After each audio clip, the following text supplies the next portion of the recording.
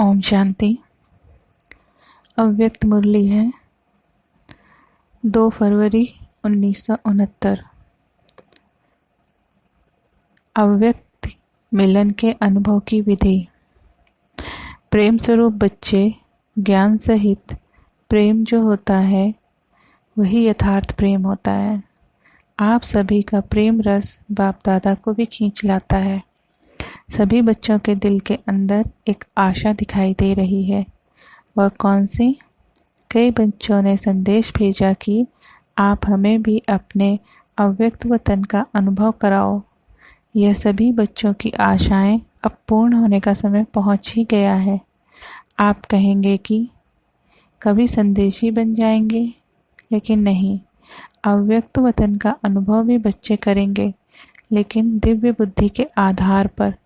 जो अब अलौकिक अनुभव कर सकते हो वह दिव्य बुद्धि, दिव्य दृष्टि द्वारा करने से भी बहुत लाभदायक, अलौकिक और अनोखा है। इसलिए जो भी बच्चे चाहते हैं कि अव्यक्त बाप से मुलाकात करें, वह कर सकते हैं। कैसे कर सकते हैं? इसका तरीका सिर्फ यही है कि अमृत वेले याद में बैठो और यही संकल्प रखो कि अब हम अव्यक्त बाप दादा से मुलाकात करें। जैसे साकार में मिलने का समय मालूम होता था तो नींद नहीं आती थी और समय से पहले ही बुद्धि द्वारा इसी अनुभव में रहते थे, वैसे अब भी अव्यक्त मिलन का अनुभव प्राप्त करना चाहते हो तो उसका बहुत सहज तरीका यह है, अव्यक्त स्थिति में स्थित होकर रूहान करो, तो अनुभव करेंगे कि सचमुच बाप के साथ बातचीत कर रहे हैं। और इसी रूहान में जैसे संदेशियों को कई दृश्य दिखाते हैं, वैसे ही बहुत गुह्य गोपनीय रहस्य बुद्धि योग से अनुभव करेंगे। लेकिन एक बात यह अनुभव करने के लिए आवश्यक है, वह कौन सी मालूम है? अमृत वेले भी अव्यक्त स्थिति में वही स्थित हो सकेंगे जो सारा दिन अव्यक्त स्थिति में और अंतर्मुख स्थिति में स्थित होंगे। वही अमृत वेला यह अनुभव कर सकेंगे। इसलिए अगर स्नेह है और मिलने की आशा है तो यह तरीका बहुत सहज है। करने वाले कर सकते हैं, मुलाकात का अनोखा अनुभव प्राप्त कर सकते हैं। वतन में बैठे बैठे कई बच्चों के दिल की आवाज़ पहुंचती रहती है। आप सोचते होंगे शिव बाबा बहुत कठोर है, लेकिन जो होता है उसमें रहस्य और कल्याण है। इसलिए जो आवाज़ पहुंचती है वह सुनकर के हर्षाता रहता हूँ। क्या बाप दादा निर्मोही है? आप सभी बच्चे निर्मोही हो, निर्मोही बने हो, तो बाप दादा निर्मोही और बच्चों में शुद्ध मोह, तो मिलन कैसे होगा? बाप दादा में शुद्ध मोह है। साकार बाबा का बच्चों में शुद्ध प्यार था, शिव बाबा का नहीं है क्या? शिव बाप दादा का है, जैसे हमारा है वैसा नहीं। शुद्ध मोह बच्चों से भी जास्ती है, लेकिन बाप दादा और बच्चों में एक अंतर है। वह शुद्ध मोह में आते हुए भी निर्मोही हैं और बच्चे शुद्ध मोह में आते हैं तो कुछ स्वरूप बन जाते हैं, या तो प्यारे बनते हैं या तो न्यारे बनते हैं। लेकिन बाप दादा न्यारे और प्यारे साथ साथ बनते हैं। यह अंतर जो रहा हुआ है, इसको जब मिटाएंगे तो क्या बनेंगे? अंतर्मुख, अव्यक्त, अलौकिक। अभी कुछ कुछ लौकिकपन भी मिल जाता है, लेकिन जब यह अंतर खत्म कर देंगे तो बिल्कुल अलौकिक और अंतर्मुखी अव्यक्त फरिश्ते नजर आएंगे। इस साकार वतन में रहते हुए भी फरिश्ते बन सकते हो। आप फिर कहेंगे आप वतन में जाकर फरिश्ता क्यों बने, यहाँ ही बनते। लेकिन नहीं, जो बच्चों का काम वह बच्चों को साजे, जो बाप का कार्य वह बाप ही करते हैं। बच्चों को अब पढ़ाई का शो दिखाना है, टीचर को पढ़ाई का शो नहीं दिखाना है। टीचर को पढ़ाई पढ़ानी होती है, स्टूडेंट को पढ़ाई का शो दिखाना होता है। शो केस में शक्तियों को, पांडवों को आना है। बाप दादा तो है ही गुप्त। अब अभी सभी के दिल में यही संकल्प है कि अब जल्दी जल्दी ड्रामा की सीन चलकर खत्म हो, लेकिन जल्दी होगी, हो सकती है, होगी या हो सकती है। भाभी जो बनी हुई है वह तो बनी ही रहेगी, लेकिन बनी हुई भावी में इतना नज़र आता है कि अगर कल्प पहले माफिक संकल्प आता है तो संकल्प के साथ साथ अवश्य पहले भी पुरुषार्थ तीव्र किया होगा। तो यह भी संकल्प आता है कि ड्रामा का सीन जल्दी पूरा कर सभी अव्यक्त वतनवासी बन जाएं। बनना तो है, लेकिन आप बच्चों में इतनी शक्ति है जो अव्यक्त वतन को भी व्यक्त में खींच कर ला सकते हो। अव्यक्त वतन का नक्शा व्यक्त वतन में बना सकते हो। आशाएं तो हर एक की बहुत है, ऐसे ही पहुंचती है जैसे इस साकार दुनिया में बहुत बड़ी ऑफिस होती है टेलीफोन और टेलीग्राफ की, वैसे ही बहुत शुद्ध संकल्पों की तारें वतन में पहुंचती रहती हैं। अभी क्या करना है? कई बच्चों के कुछ लोक संग्रह प्रति प्रश्न भी हैं, वह भी पहुंचते हैं। कई बच्चे मूंझते हैं कि साकार द्वारा तो यह कहा कि सूक्ष्म वतन है ही नहीं, तो बाबा कहाँ गए, कहाँ से मिलने आते हैं, कहाँ यह संदेश भेजते हैं, क्यों भोग लगाते हो? इसका भी राज है। क्यों कहा गया था, इसका मूल कारण यही है। जैसे आप बच्चों ने देखा होगा कि कभी कभी छोटे बच्चे जब कोई चीज़ के पीछे लग जाते हैं तो वह चीज़ भले अच्छी भी होती है, लेकिन हद से ज़्यादा उस अच्छी चीज़ के पीछे पड़ जाते हैं तो बच्चों से क्या किया जाता है? वह चीज़ उनकी आँखों से छिपाकर यह कहा जाता है कि है ही नहीं।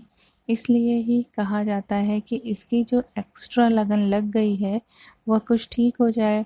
इसी रीति से वर्तमान समय कई बच्चे इन्हीं बातों में कुछ चिटक गए थे, तो उनको छुड़ाने के लिए साकार में कहते थे कि यह सूक्ष्म वतन है ही नहीं। तो यह भी बच्चों की इस बात से बुद्धि हटाने के लिए कहा गया था। लेकिन इसका भाव यह नहीं है कि अगर बच्चों से चीज़ छिपाई जाती है तो वह चीज़ खत्म हो जाती है। नहीं, यह एक युक्ति है चटकी हुई चीज़ से छुड़ाने की। तो यह भी युक्ति की अगर सूक्ष्म वतन नहीं तो भोग कहाँ लगाते हो? इस रस्म रिवाज को कायम क्यों रखा है? कोई भी ऐसा कार्य होता है तो खुद भी संदेश क्यों पूछवाते थे?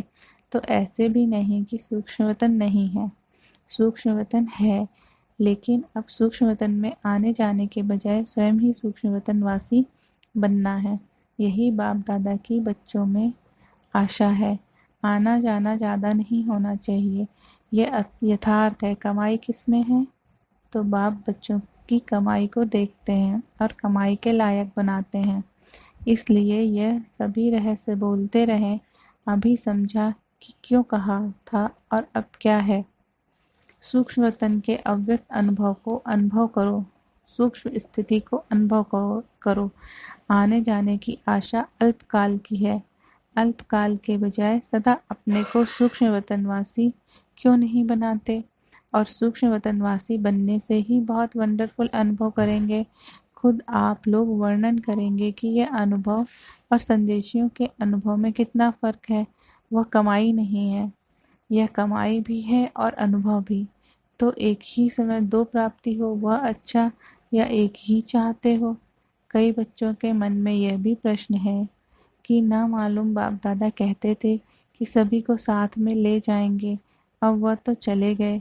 लेकिन वह चले गए हैं, मुक्ति धाम में जा नहीं सकते, सिवाय बारात व बच्चों के। बारात के बिगड़ चले गए।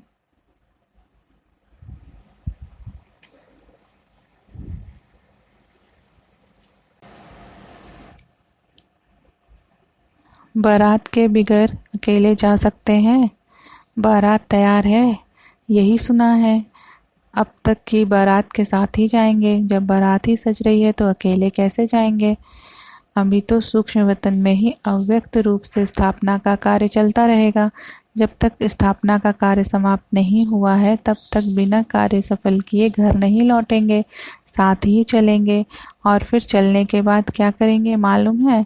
क्या करेंगे? साथ चलेंगे और साथ रहेंगे, और फिर साथ साथ ही सृष्टि पर आएंगे। आप बच्चों का जो गीत है कभी भी हाथ और साथ ना छूटे तो बच्चों का भी वायदा है तो बाप का भी वायदा है। बाप अपने वायदे से बदल नहीं सकते। और भी कोई प्रश्न है? यूँ तो समय प्रति समय सब स्पष्ट होता जाएगा। कईयों के मन में यह भी है ना कि ना मालूम जन्म होगा व क्या होगा।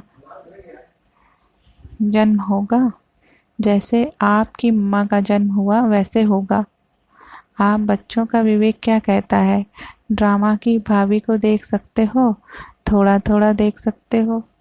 जब आप लोग सबको कहते हो कि हम त्रिकालदर्शी बाप के बच्चे हैं तो आने वाले काल को नहीं जानते हो। आपके मन के विवेक के अनुसार क्या होना चाहिए? अव्यक्त स्थिति में स्थित होकर हाँ व ना कहो तो जवाब निकल आएगा। इस रीति से बाप दादा ने दो चार से पूछा। बहुत करके सबका यही विचार था कि नहीं होगा। आज ही उत्तर चाहते हो या बाद में? हलचल तो नहीं चल रही है। यह भी एक खेल रचा जाता है। छोटे छोटे बच्चे तालाब में पत्थर मारकर उनकी लहरों को देखते हैं तो यह भी एक खेल है। बाप तुम सभी के विचार सागर में प्रश्नों के बाद प्रश्नों के पत्थर फेंक कर तुम्हारे बुद्धि रूपी सागर में लहर उत्पन्न कर रहे हैं। उन्हीं लहरों का खेल बाप दादा देख रहे हैं। अभी आप सबके साथ ही अव्यक्त रूप से स्थापना के कार्य में लगे रहेंगे।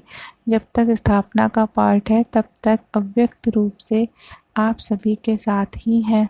समझ गए? वतन में मम्मा को भी इमर्ज किया था। पता है क्या बात चली? जैसे साकार रूप में साकार वतन में मम्मा बोलती थी कि बाबा आप बैठे रहिए, हम सभी काम कर लेंगे। इसी ही रीति से वतन में भी यही कहा, हम सभी कार्य स्थापना के जो करने हैं वह करेंगे। आप बच्चों के साथ ही बच्चों को बहलाते रहिए। ऐसे ही साकार में कहती थी। वही वतन में रूहान चली। आप सभी के मन में तो होगा ही कि हमारी मम्मा कहाँ गई। अभी यह राज इस समय स्पष्ट करने का नहीं है। कुछ समय के बाद सुनाएंगे कि वह कहाँ और क्या कर रही है। स्थापना के कार्य में भी मददगार है, लेकिन भिन्न नाम रूप से। अच्छा, अब तो टाइम हो गया है। आज वतन में दूर से ही सवेरे से खुशबू आ रही थी। देख रहे थे कैसे स्नेह से चीज़ें बना रहे हैं। आपने देखा भंडारे में चक्र लगाया। चीज़ों की खुशबू नहीं, स्नेह की खुशबू आ रही थी। यह स्नेह ही अविनाशी बनाता है। यह स्नेह ही अविनाशी बनता है। अविनाशी स्नेह है ना। याद हर एक की पहुंचती है। उसका रिस्पॉन्ड लेने के लिए अवस्था चाहिए। रिस्पॉन्ड फौरन मिलता है। जैसे साकार में बच्चे बाबा कहते थे तो बच्चों को रिस्पॉन्ड मिलता था, तो अब रिस्पॉन्ड अब भी फ़ौरन मिलता है, लेकिन बीच में व्यक्त भाव को छोड़ना पड़ेगा, तभी उस रिस्पॉन्ड को सुन सकेंगे। अब तो और ही ज़्यादा चारों ओर सर्विस करने का अनुभव कर रहे हैं। अब अव्यक्त होने के कारण एक और क्वालिटी बढ़ गई है। कौन सी मालूम है? वह यह है, पहले तो बाह्य आयामी था, अभी अंतर्यामी हो गया हूँ। अव्यक्त स्थिति में जानने की आवश्यकता नहीं रहती। स्वतः ही एक सेकंड में सभी का नक्शा देखने में आ रहा है। इसलिए कहते हैं कि पहले से एक और गुना बढ़ गया है। अव्यक्त स्थिति में तो खुशबू से ही पेट भर जाता है। आप लोगों को मालूम है, एक मुख्य शिक्षा बच्चों के प्रति दे रहे हैं। अब सर्विस तो करनी ही है। यह तो सभी बच्चों की बुद्धि में लक्ष्य है और लक्ष्य को पूर्ण भी करेंगे, लेकिन इस लक्ष्य को पूर्ण करने के लिए बीच में एक मुख्य विघ्न आएगा। वह कौन सा पता है? मुख्य विघ्न सर्विस में बाधा डालने के लिए कौन सा आएगा? सभी के आगे नहीं, मेजॉरिटी के आगे आएगा। वह कौन सा विघ्न है? पहले से ही बता देते हैं। सर्विस करते करते यह ध्यान रखना कि मैंने यह किया है, मैं ही यह कर सकता हूँ। यह मैंपन आना, इसको ही कहा जाता है ज्ञान का अभिमान, बुद्धि का अभिमान, सर्विस का अभिमान। इन रूपों में आगे चलकर विघ्न आएंगे, लेकिन पहले से इस मुख्य विघ्न को आने नहीं देना। इसके लिए सदा एक शब्द याद रखना कि मैं निमित्त हूँ। निमित्त बनने से ही निराकारी, निरहंकारी और नम्र चित्र निसंकल्प अवस्था में रह सकते हैं। अगर मैंने किया, मैं आया, तो मालूम है क्या होगा। जैसे निमित्त बनने से निराकारी, निरहंकारी, निरसंकल्प स्थिति होती है, वैसे ही मैं आने से मगरूरी, मुरझाइश, मायूसी आ जाएगी। उसकी फिर रिजल्ट क्या होगी?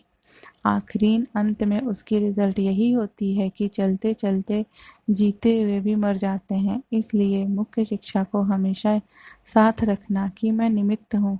निमित्त बनने से कोई भी अहंकार उत्पन्न नहीं होगा। नहीं तो अगर मैंपन आ गया तो मतभेद के चक्र में आ जाएंगे। इसलिए अनेक व्यर्थ के चक्करों से बचने के लिए सुदर्शन चक्र को याद रखना, क्योंकि जैसे जैसे महारथी बनेंगे वैसे ही माया भी महारथी रूप में आएगी।